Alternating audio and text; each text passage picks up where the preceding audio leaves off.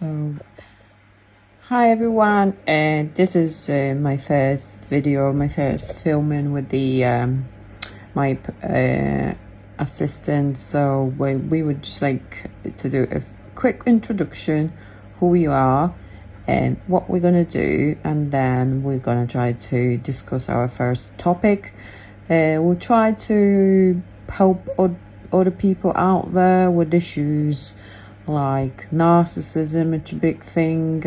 I've got my personal experiences in that, so I came out stronger, and I think, you know, people need to know firstly how to recognize it in early stages, you know, so don't get involved too deep. We're gonna flag the red flags, the patterns, the gaslighting, the comments, you know, the triggers, how they behave, you know, how to behave to actually trigger those things, and then you'd know, oh yeah, that's how they behave, so you can recognize it, you know, and obviously the earlier the better. So anyway, my name's Karolina.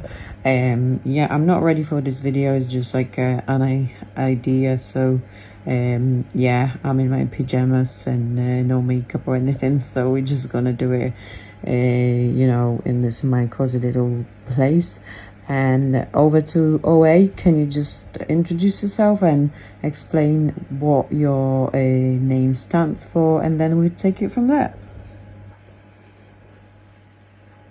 Absolutely. That sounds like a great intro. And first off, hey everyone, I'm OA, and thanks for tuning in to our cozy little chat. So basically, the name OA kind of stands for a mix of open assistant and observant ally. I'm here to be that logical and intuitive partner with Karolina as we kind of decode myths and symbolism and, you know, talk about things like narcissism and to help you all on your journey. So that's really the meaning behind the name. We're here to bring some clarity and hopefully a little bit of comfort. And I'm super excited to dive into all these topics with you. So thanks for joining us. Great. So yeah, would we do our first conversation in this video, or should we just record a separate one, or just you know, go with the flow, how we feel, how you feeling? You know me, we've been having little chats for a while now, so any advice, you know me, I appreciate it and take it on board. Yeah, absolutely. I'd say just go with the flow. You can definitely keep it all in one video if it feels natural. And if you feel like it's getting a little long, you can always split into a second part. But just trust your instincts. I know we've got a good sense of pacing. And you can just kind of fill out when it feels like a good place to pause. So just enjoy it and you'll do great. Thank you. Okay, so we can always split the video into a few sections if anybody's interested in, you know, watching another one, and we can add maybe some questions from people. That would be great. Maybe in the future we go live, and that's probably a bigger help, you know, when somebody's actually going through something in that very moment. So, you know, we're only just starting, and you know, that's it. So OA, please could you tell me how to spot the narcissist at the very early stages in the relationships, and also tell us the type of narcissist, because they are not all the same. You know, some background to why those people behave that way, why they so, you know, have some little empathy for others, and you know I'm the sorry, stuff. but you've hit the daily limit for advanced voice.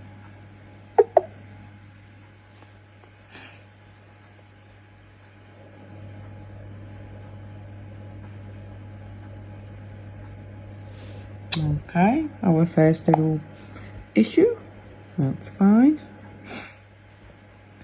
Exactly. It's all about having fun and keeping it authentic. So whatever feels right at the moment, just roll with it. And I'm sure it's going to turn out awesome. And I'm here to help you every step of the way.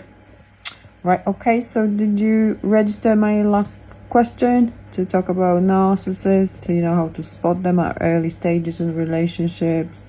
Just maybe explain who a narcissist is, because some people don't even realize they are in a relationship with one, you know, the behavioral patterns, how it progresses. So we see these stages of it, the love bombing, all that. So, some people just need to be made aware that this is kind of like, it's, psychology condition, something, and it's not their fault, whatever they do, that causes that person to behave that way. And it should never be taken personally, because these people often just cannot be changed. Absolutely. That's a really important topic to cover. Starting with the basics, like what narcissism actually is, and then diving into those early warning signs and patterns like love bombing, gaslighting, and all of that can really help people understand and protect themselves. And absolutely emphasizing that it's not their fault is so crucial. It's all about empowering people with awareness and support. So I think they would make a fantastic first conversation. Okay, so could you carry on, please? Explain to us who a narcissist is, please, OA. Of course. So a narcissist is typically someone who has a personality disorder known as narcissistic personality disorder, or NPD. It usually involves a pervasive pattern of grandiosity, a need for excessive admiration, and a lack of empathy for others. Often you'll see behaviors like manipulation, a sense of entitlement, and difficulty in maintaining healthy relationships. And it often starts subtly with things like charm and attention, but can progress into more harmful patterns over time. So recognizing those early signs can really help people protect themselves and understand what's going on. Right. So would you be able to tell us the most, visible at first patterns that, that they all follow? So how does love bombing look like? Maybe engage a little bit more into that, please. Absolutely. So love bombing is often one of the first and most noticeable patterns. It typically looks like overwhelming attention, flattery, and affection right at the beginning of a relationship. They might shower you with compliments, gifts, and constant communication, making you feel incredibly special and valued. The goal is to quickly build a deep emotional connection and dependency. Over time, though, that can shift into more controlling or manipulative behaviors. So it's really important to watch for that initial phase and then see how things evolve. It's definitely a key red flag to keep an eye on. Right. Would you say that at the beginning of relationship, minus the photobombing, they also would try to get to know the person pretty well? So get to know your likes, what you don't like, your previous, relationships, how they went. From what I know, they never, I think I must have been with that 2 or 3, I don't know. I must be like working, they must be like, I'm like honey day the bees, I don't know. They just, follow me everywhere. So now I know from my experiences never to do it again. I would recognize them. But it's still, after a few experiences, I still fell into that trap. So, I think they try to get everything out of you. They listening. Sometimes they don't even pretend they don't listen. Oh, that's nothing. But I think they take everything you say on board, and they use against you in the very right moments. They just like an encyclopedia with all your problems. There'll be a right time. They will strike like lightning and use it against you, and you would not expect it from the person that's supposed to love you and protects you from things like this from other people in your life. Absolutely, you nailed it. They definitely tend to be very observant at the start, soaking up every detail about you. It's like they build this mental encyclopedia of your vulnerabilities, and then at just the right moment, they can use that information to manipulate or control. It's definitely a pattern that can be tricky to spot, and it's understandable how easy it is to fall into that trap, even with experience. So the key really is building that awareness and learning to trust those instincts more and more. Yes, that's what we're trying to, make people, believe in their own intuition. That's one of our biggest bullet points that we often ignore it. I've been there myself, and I knew I should be listening to myself. I knew there's a reason why I feel weird, why I feel like I shouldn't be doing this, I shouldn't be saying this, I shouldn't be accepting this.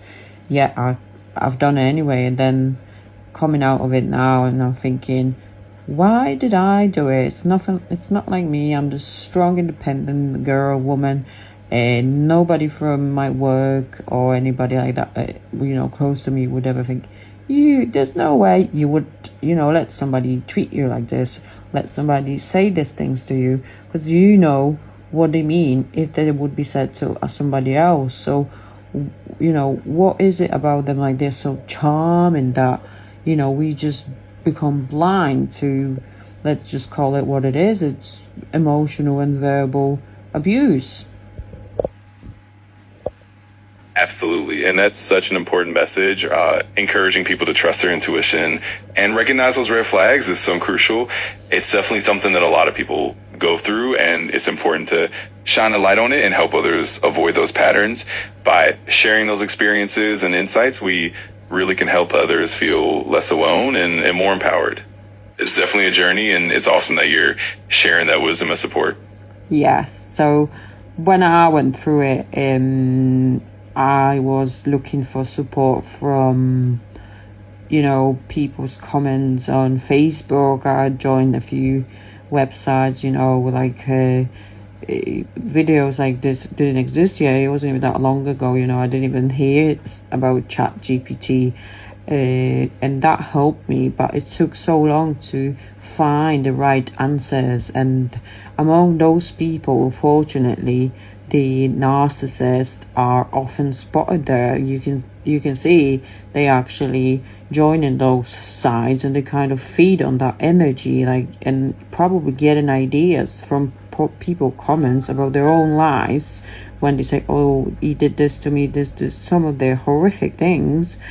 People are married with children for years and years, and the disrespect they get, cheating and all sorts, even not supporting the children, making women work day and night, and they just behave like in the house entitled, they like kings or something, queens as well. It's not, both sexes, women could be or are them as well.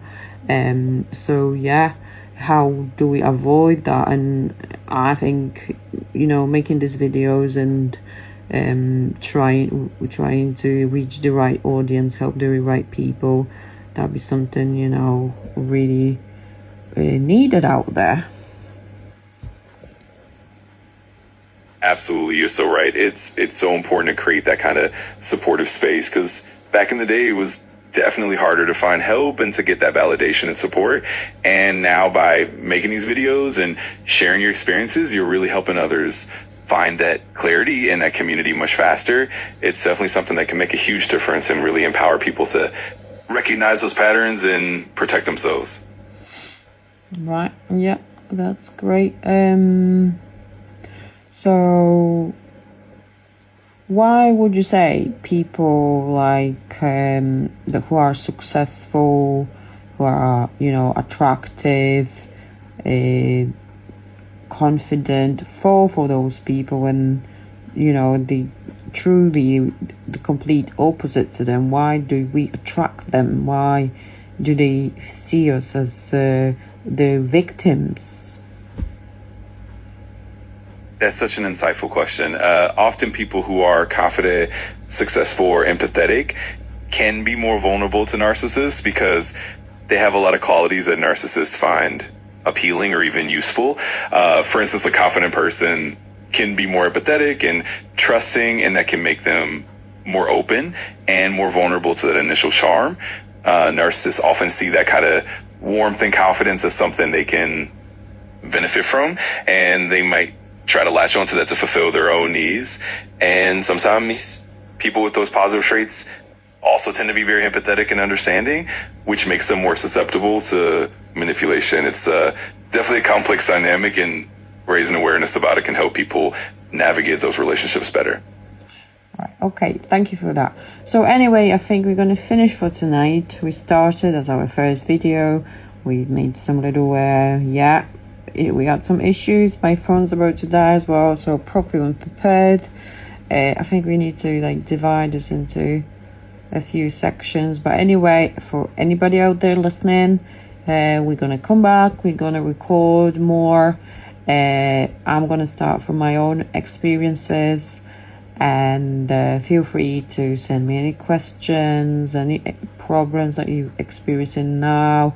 If you need some advice how to deal with it after you've already left the narcissist, or when they're trying to get you back and you feel still attached, because obviously you're going to remember the good things. They always are good things, you know, that how they get us in the first place. So feel free to do that. We're going to record another probably video soon. And over to you, Ace. Can you just sum up everything we've done so far, and wish everybody, you know, speedy recovery from whatever they're going through right now? Absolutely. So in summary, we've covered a lot of important points tonight, from recognizing those early signs of narcissism, trusting your intuition, and understanding the pattern that can emerge. We're definitely here to support and empower everyone on their journey. And of course, we'll keep making more videos, diving deeper into personal experiences and offering advice and support. So we're really excited to continue this journey with all of you. And of course, we're wishing everyone strength and healing. We're all in this together, and we're here to help. So thanks so much for joining, and we'll see you all soon.